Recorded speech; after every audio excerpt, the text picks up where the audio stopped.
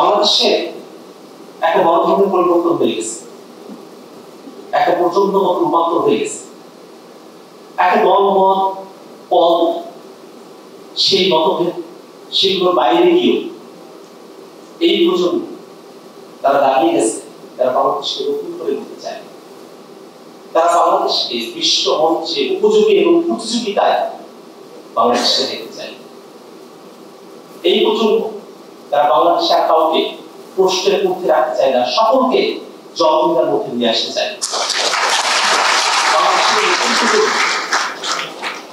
বাংলাদেশের মানুষের জন্য তাদের নাগরিক অধিকার এবং মানবিক মর্যাদা প্রতিষ্ঠা করতে চায়। বাংলাদেশের মানুষেরা দীর্ঘ সময় ধরে এই প্রতিষ্ঠানগুলো তৈরি না হওয়াতে যে সেবা বঞ্চিত হয়ে এসেছে, বাংলাদেশের প্রতিষ্ঠানগুলো গড়ে বাংলাদেশের মানুষেরা তাদের নাগরিক সেবাগুলো প্রাপ্ত হবে সে অধিকারকে তারা নিশ্চিত করতে চায়। এবং এই নতুন বাংলাদেশ গড়ার মিশনে বাংলাদেশের প্রবাসী যারা আছে আমরা ভূমিকা পালন করতে পারি আমরা আশা করি। আমরা জানি আমাদের অনেক ভাইয়েরা, আমাদের অনেক বোনেরা আপনারা এসেছেন, এখানে শিক্ষিত হয়েছেন, পিএইচডি ডিগ্রি অর্জন করেছেন, অনেকগুলো জায়গাতেই আপনারা এক্সপার্টাইজ অর্জন করেছেন। বাংলাদেশে আপনাদের অনেক কিছু দেওয়া আছে। আমরা প্রত্যাশা করি আমাদের প্রবাসীরা এবং আমাদের বাংলাদেশে অবস্থিত ভাইয়েরা বোনেরা আমরা সকলে মিলে নতুন যে বাংলাদেশ, সমৃদ্ধির বাংলাদেশ আমরা নির্মাণ করতে পারবো।